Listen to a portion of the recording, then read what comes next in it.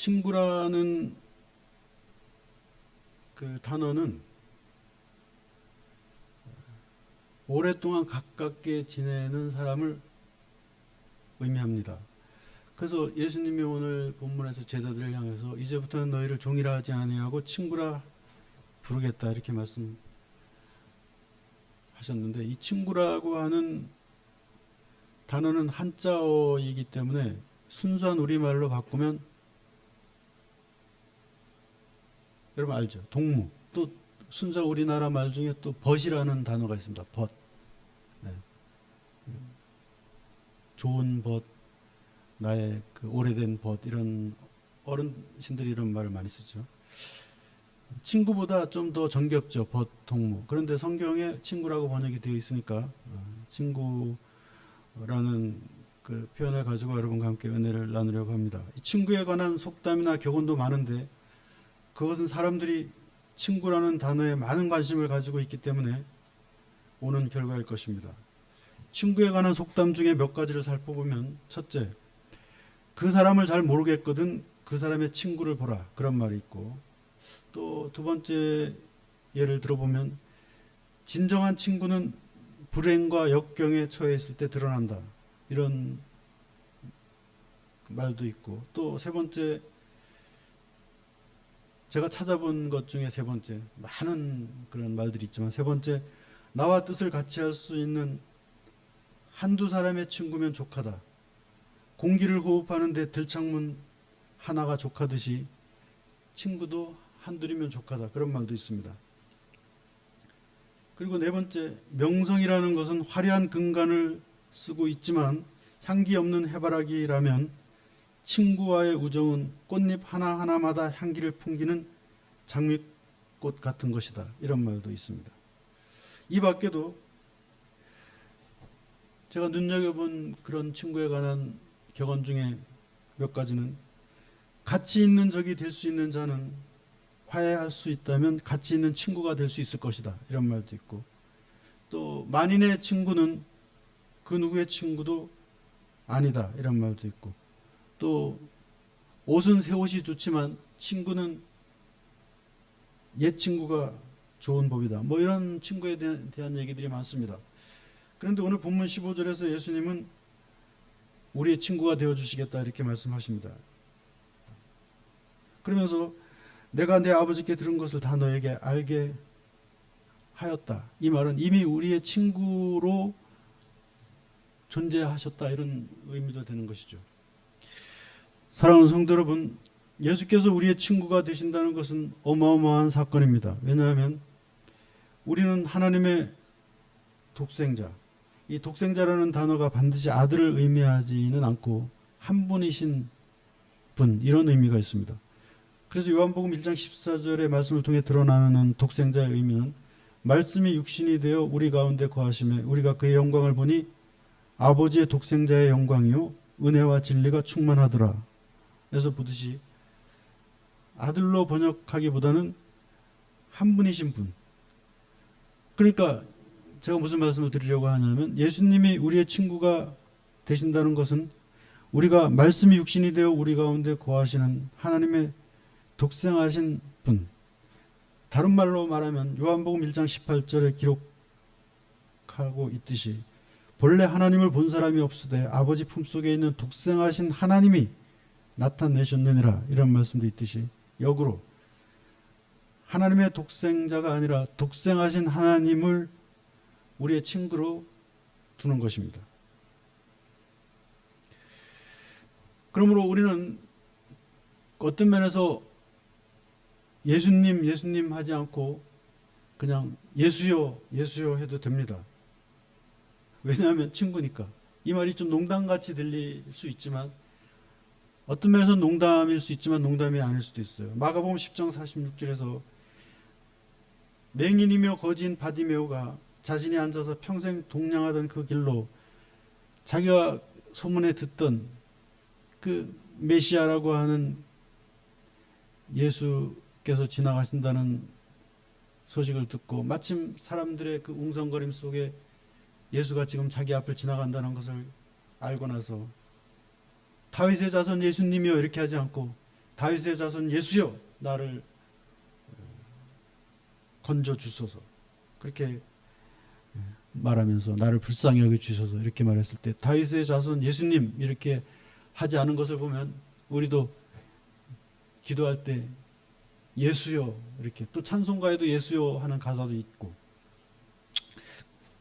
그리고 우선 예수라고 하는 이름 자체가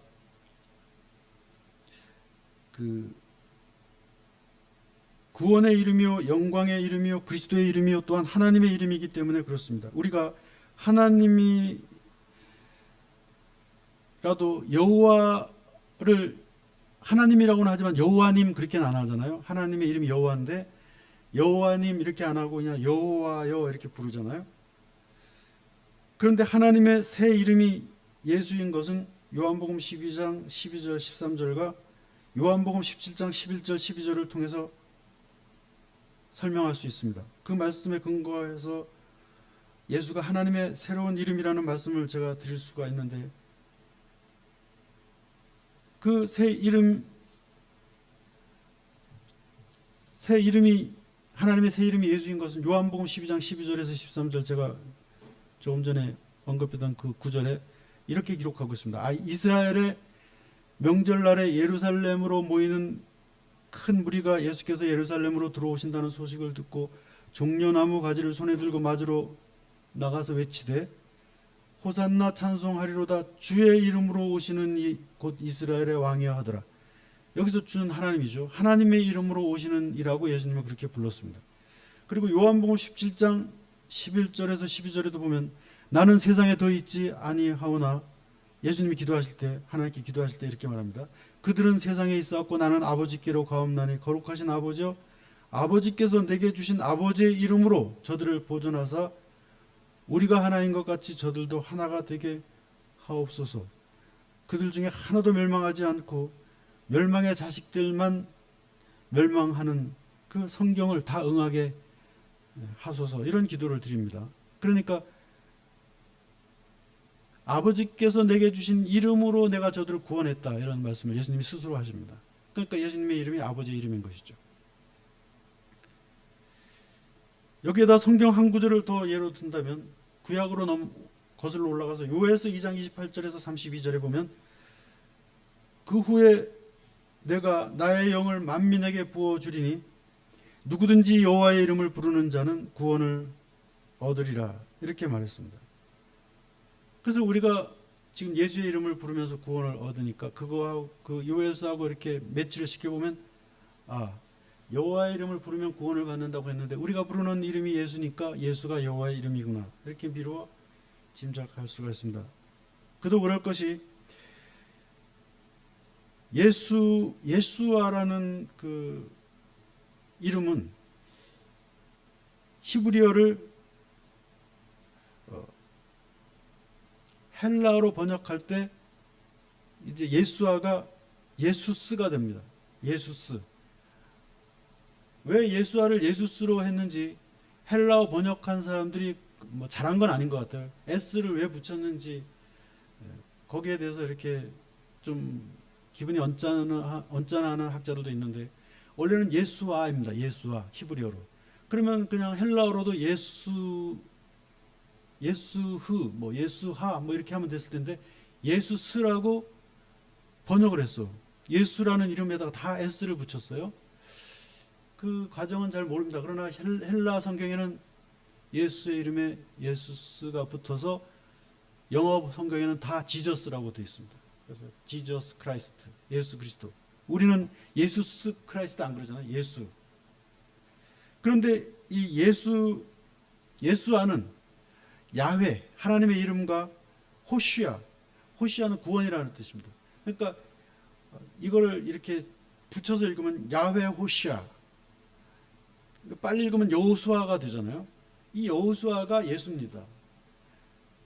그러면 히라보도 그냥 여호수아라고 번역해도 되는데 예수스라고 번역을 했어요. 그래서 성경은 아까도 얘기했지만 영어는 지저스가 됐고 우리는 영어를 쓰면서 지저스라고 부를 때도 있지만 예수라고 부릅니다.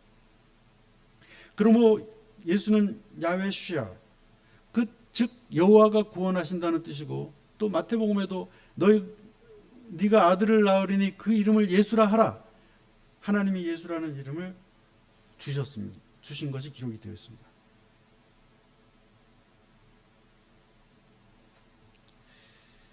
부연 설명이 길어졌습니다만 예수께서 우리의 친구가 되신다는 것은 곧 우리가 하나님의 친구가 된다는 의미와 다르지 않다는 것을 설명드리려고 했던 것입니다. 예수께서 오늘 본문 15절 하반절에서 내가 너희를 친구라 한 것은 내가 아버지께 들은 모든 것을 너희에게 다 알게 하였다는 것을 의미한다. 이런 말씀이 들어있는 것도 그런 맥락입니다. 그러므로 사랑하는 성도 여러분, 예수께서 우리의 친구가 되신다는 것은 너무나 크고 중대하고 놀라우며 위대한 사건입니다. 그러면 예수님이 우리의 친구가 되신다는 것이 구체적으로 어떤 의미가 있고 얼만큼 소중한 그런 가치라는 말이 어폐가 있습니다만 어떤 그런 중요한 지점일까요? 우리의 삶에 어떤 영향을 가져오는 그런 사건일까요? 첫째, 그것은 예수님이 우리의 친구가 되신다는 것은 우리를 친밀하게 대해 주신다는 그런 의미입니다. 우리를 가까이 대해 주신다는 뜻입니다.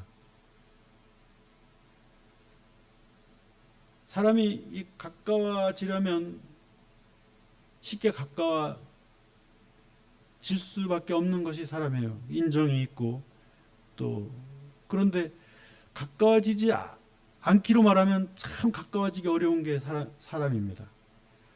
그래서 어떤 사람은 참 가까워지지 않는 그런 성격도 있어요. 저는 A병이라 가지고 둘 다 저는 A병이라서 저를 가까이 하기도 쉽고 가까이 하기 어렵기도 하고 그런 사람인데 여러분들은 A병이 아니니까 아마 가까이 하기 쉬운 분들일 것입니다. 하나님을 가까이 하기가 얼마나 어렵겠어요. 누가 하나님을 가까이 할 수 있습니까? 그러나 예수님이 우리의 친구가 됨으로써 하나님이 우리를 가까이 해주시면 우리가 가까이 가지 않아도 하나님이 가까이 오면 우리는 하나님과 가까운 사이가 되는 것이죠.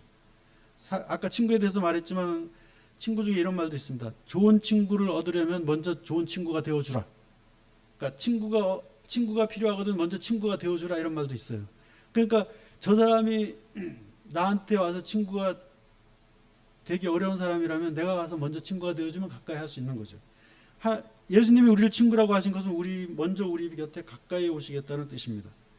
뿐만 아니라 예수님은 죄인들의 친구가 되어주셨는데 마가복음 2장 15절에도 보면 예수께서 알페오의 아들 레위의 집에 앉아서 잡수실 때 많은 세리와 죄인들이 예수와 함께 떠들며 웃으며 먹는 것을 보고 바리새인과 서기관들이 제자들을 향해서 말하되 너희 선생은 어찌하여 저렇게 죄인들과 함께 어울리느냐. 그때 예수께서 그 말을 들으시고 이렇게 말씀하셨습니다. 건강한 자에게 의사가 무슨 필요가 있겠느냐. 병든 자에게라야 쓸 때가 있느니라. 나는 의인을 부르러 온 것이 아니요 죄인을 부르러 왔으며 나는 죄인의 친구로 왔노라. 그러면서 죄인들과 가까이 하신 분입니다. 물론 죄인의 친구라고 해서 죄인이 무조건 예수님의 친구가 됐다기보다는 자신이 죄인을 깨닫고 인정하고 주님 앞으로 나아오는 자들의 친구라는 그런 의미일 것입니다. 왜냐하면 오늘 본문 14절에도 보면 너희가 내가 명하는 대로 따르면 행하면 곧 나의 친구라. 이런 비슷한 조건은 아니지만 그러나 문자상으로 볼 때는 마치 조건과도 같은 그런 구절이 삽입이 중간에 들어있는 것을 보면 자신이 이제 곰핍하고 자신이 가난하고 자신이 부족하고 허물이 많고 자신이 정말 하나님의 은혜가 필요한 사람이라는 걸 아는 그런 죄인들과 가까이 하신 것이지 자기가 죄인이 아니라고 우기는 그런 사람들은 그가 가난하든 부자든 가까이 하지 않으셨을 것입니다. 그래서 요한계시록 3장 17절에서 예수님은 라오디게아 교회를 향해서 주시는 말씀 중에 네가 말하기를 나는 부자고 부유하고 부족한 것이 없다 하나 사실은 너의 곤고하고 가련하고 가난하고 눈멀고 벌거벗은 것을 네가 알지 못하는도다. 그러므로 너를 권하여 내가 말하노니 내가 문을 두드릴 때 너는 문을 열어줄 것이요 내가 두드리는 문을 열면 내가 너에게로 들어가서 그때 비로소 너는 나와 함께 마시고 나는 너와 함께 먹을 것이다. 이런 말씀이었습니다. 그러니까 우리가 가난하냐 부하냐 하는 그 의미는 우리가 곰핍하고 눈멀고 어리석고 우매하고 누추하고 그리고 탐욕이 가득하고 자기만 알고 그런 자라는 것을 자각하고 인식할 때 그때 주님은 우리를 친구라고 부르신다는 것입니다. 왜냐하면 주님은 현재 우리의 그런 어둡고 곰핍하고 형편없는 그런 모습을 보는 것이 아니라 우리의 그 가능성을 보시기 때문에 얘는 가능성이 있다. 그리고 우리의 친구가 되어주신다. 풀어서 얘기하면 그런 뜻입니다. 이 말도 뭐 더 깊이 들어가면 그러면 꼭 가능성 있는 사람만 하나님이 사랑하시냐 그건 아니지만 그러나 그것을 설명하다 보면 그렇다는 겁니다. 지금 형편없고 지금 아무것도 아닌 자지만 하나님이 그를 아무것도 아닌 자라고 여기지 아니하고 앞으로 어떤 자가 될 것인가를 하나님이 내다보시고 그의 친구가 되어주신다는 그런 의미인 것입니다. 그러므로 나는 죄인이니까 무조건 주님의 친구다. 나는 가난하니까 주님의 친구다. 그게 아니라 내가 어떤 의미에서 왜 죄인인가를 알고 죄에서 벗어나기를 원하는 갈망하는 그런 모습 속에서 주님이 가까이 오는 통로가 된다는 것입니다. 그래서 주님은 우리가 친구가 되신다는 것은 우리를 친밀하게 대해주시고 가까이 하시고 우리를 내치지 아니하시고 불쌍히 여기시고 우리를 비난하고 판단하고 정죄하지 않으신다는 의미고, 두 번째로 예수님이 우리의 친구가 되어주신다는 의미는 우리를 끝까지 사랑하신다는 의미인 것입니다. 왜냐하면 친구하면 생각나는 가치가 의리 아닙니까? 의리. 이 의리라고 하는 것은 변하지 않는다는 뜻입니다. 변해서는 안 되는 도리이며 이치를 뜻하는 단어가 의리이기 때문에 예수님이 우리의 친구가 되신다면 우선 예수님의 우리를 향하신 사랑이 변하지 않는다는 의미로 읽혀질 수 있겠죠. 예수님이 우리의 친구가 되어주신다는 두 번째 의미는 의리를 지켜주시겠다는 그런 의미로 말씀하신 거라고 볼 수가 있습니다. 실제로 요한복음 13장 1절에는 예수님이 세상에 있는 자를 사랑하시되 자기 사람들을 끝까지 사랑하셨다, 이런 말씀이 기록이 되어 있습니다. 의리라는 단어가 변하지 않는다는 의미가 있어도 세상 의리는 변하기 십상입니다. 그런데도 예수님이 우리의 친구가 되신다면 예수님의 의리는 변하지 않고 예수님의 사랑은 변하지 않을 것입니다. 그래서 로마서 5장 7절에서 8절에 보면 의인을 위하여 죽는 자가 쉽지 않고 선인을 위하여 용감히 죽는 자가 혹 있거니와 우리가 아직 죄인 되었을 때 그리스도께서 우리를 위해 죽으심으로 우리를 향한 사랑을 확정하셨다, 이렇게 말씀하셨습니다. 오늘 본문에도 사람이 친구를 위하여 자기 목숨을 버리면 이보다 더 큰 사랑이 없나니 나는 너희의 친구다, 이렇게 말씀하신 것도 그런 맥락입니다. 예수님은 친구인 우리를 위해서 친구인 우리를 끝까지 사랑하시려고 친구로 죽으신 것입니다. 무슨 조폭 영화에 나오는 그런 그 의리가 아니라, 그런 가치 없고 명분 없는 그런 의리가 아니라 우리의 영원한 생명을 위해서 죽으셨다는 것입니다. 세 번째로 예수께서 우리의 친구가 되신다는 것은 우리를 가르치시고 이끌어 주시고 또한 우리를 바른 길로 인도해 주신다는 그런 의미인 것입니다.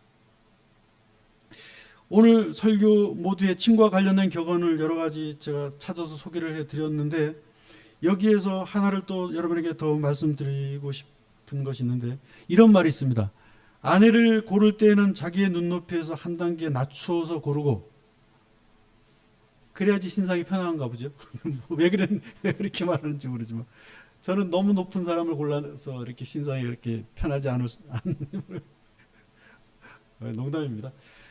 이 속담에 아내를 고를 때는 한 단계 낮춰서 고르고 친구를 고를 때는 자기 눈높이에서 높여서 고르라, 이런 말이 있습니다. 물론 여기서 고른다는 표현이 좀 거슬리긴 하지만 이 문장의 행간의 의미를 살펴보면 친구라는 존재가 삶의 스승과도 같은 그런 존재라는 것을 의미하는 것입니다. 저의 예를 들어보면 제가 중학교 때 가까이 지내던 친구 중에 스승과 같았던 친구가 따로 하나 있는 것 같아요. 그냥 가까이 막 친하게 지내는 친구 친구들 속에서 유난히 뛰어난 스승 같은 친구가 하나 있었습니다. 저도 중학교 때 한때는 뭐 누구나 다 한때라고 얘기하죠. 한때는 공부를 싹 잘했던 시절이 있었는데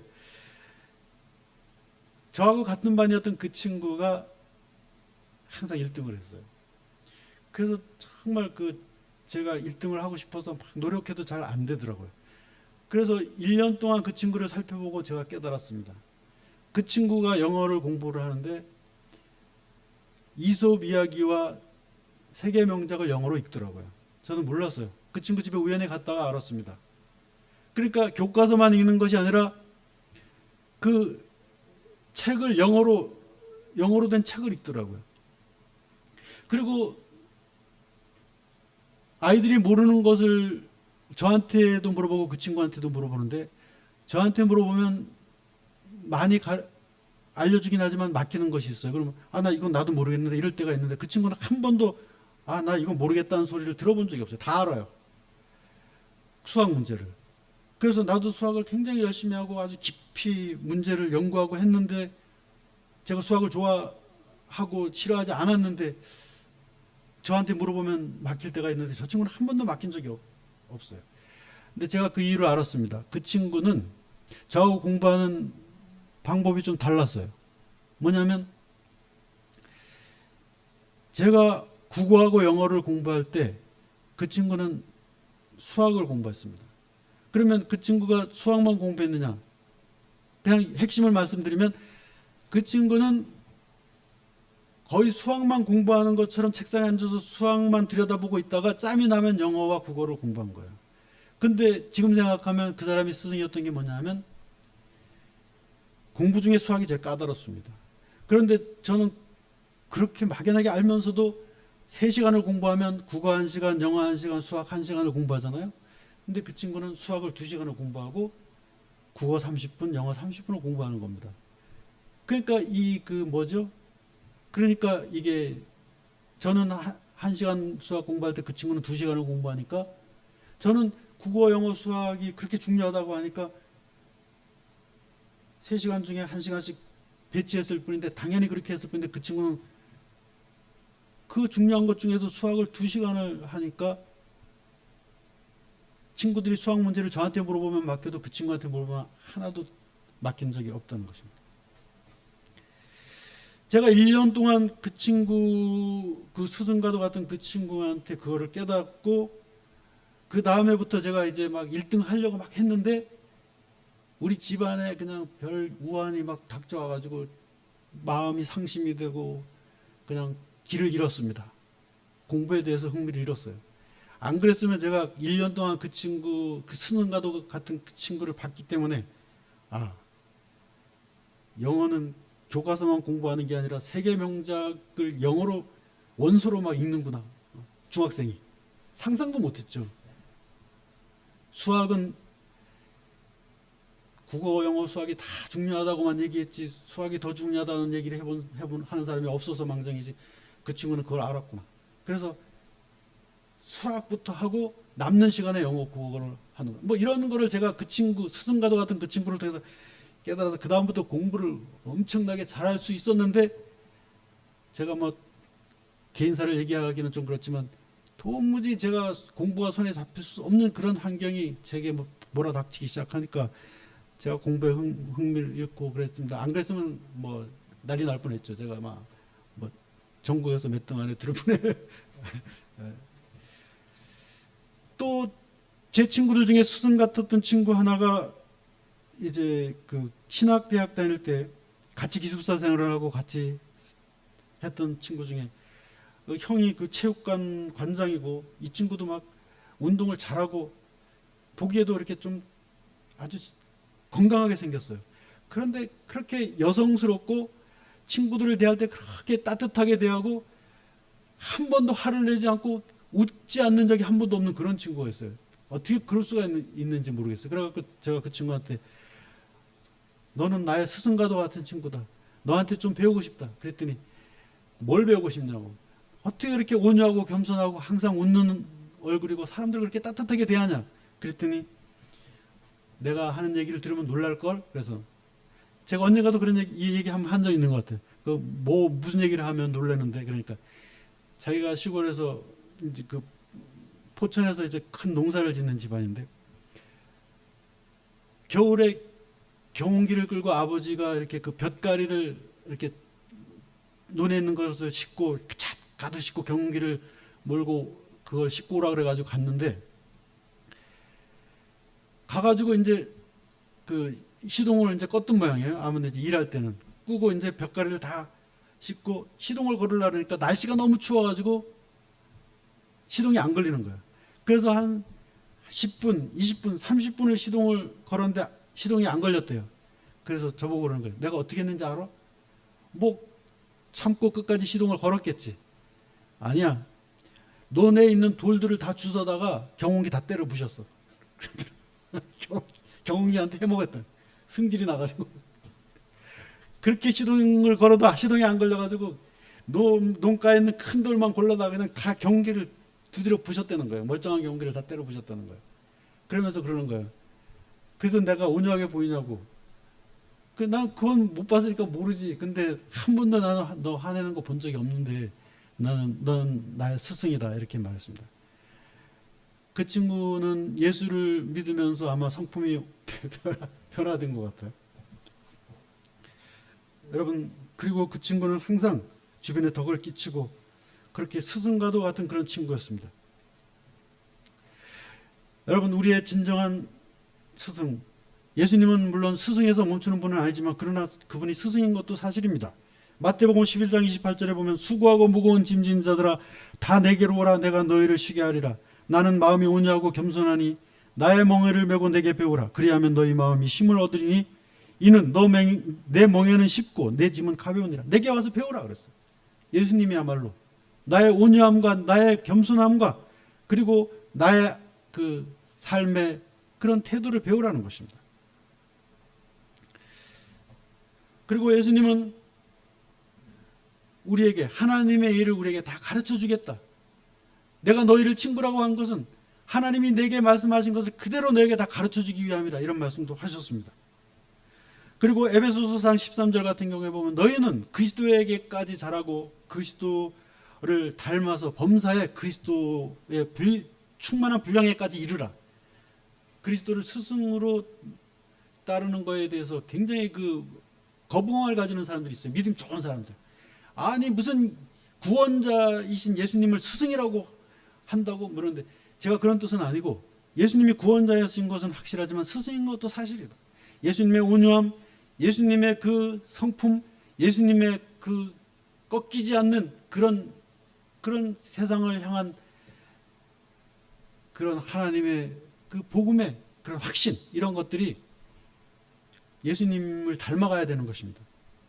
그러므로 예수님을 구원자라고 고백하는 그 믿음이 귀하다면 그 구원자가 가르쳐 주는 길로 가는 것도 그것도 구원의 길입니다.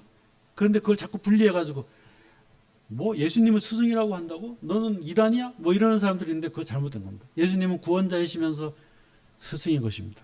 그래서 예수님을 닮아가야 되고 예수님에게까지 자라나라는 그런 말씀에 우리가 그 관심을 가지고 초점을 맞춰야 될 필요가 있는 것입니다. 네 번째인가요? 예수님이 우리의 친구가 되신다는 네 번째 의미는 예수님이 우리를 위로하신다는 뜻입니다. 여러분, 제가 좀 전에 뭐 스승과도 같은 친구 얘기했지만 사실은 정말 생각해보면 돌아보면 저에게 위로가 되었던 친구들이 참 많습니다. 제가 힘겨웠던 시절에 이상하게 저를 그렇게 찾아와가지고 그냥 제 옆에서 그냥 제가 무슨 말을 하면 그냥 듣기만 하고 별로 둘이 말도 안 하고 가만히 있다가 나 갈게 그러고 가고, 그리고 혼자 좀 울적한 마음이 들 때는 문을 두드리는 친구가 있습니다.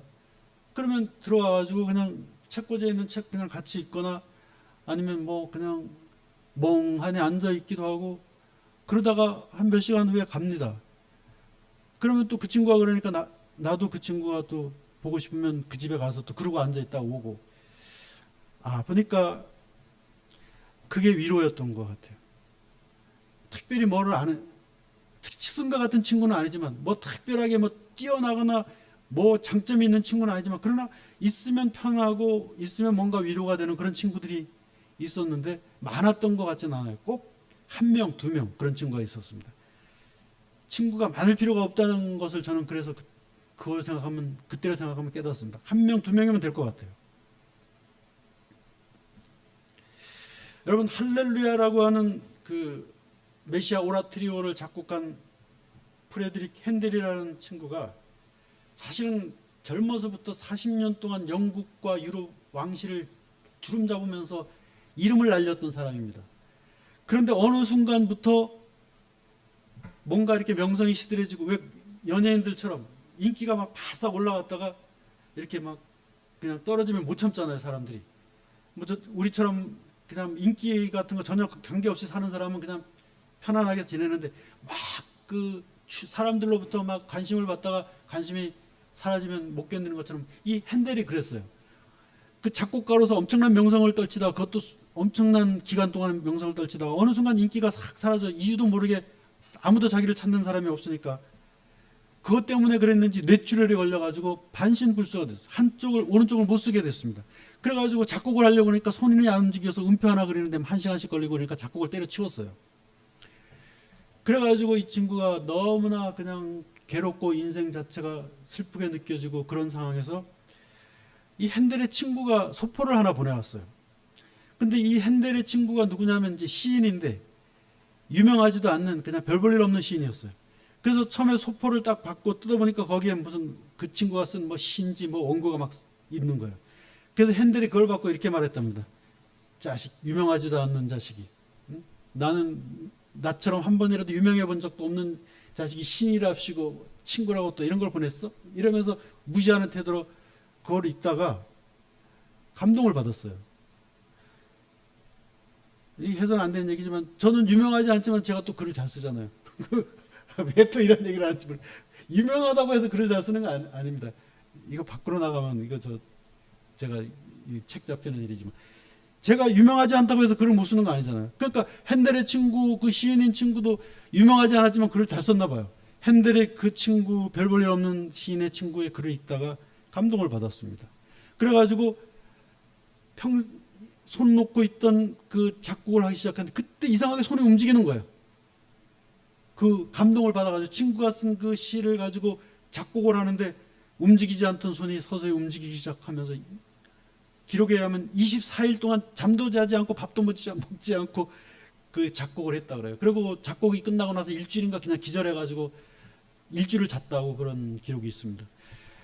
그런데 이 친구가 그 작곡한 그 메시아 중에 마지막 곡이 할렐루야잖아요.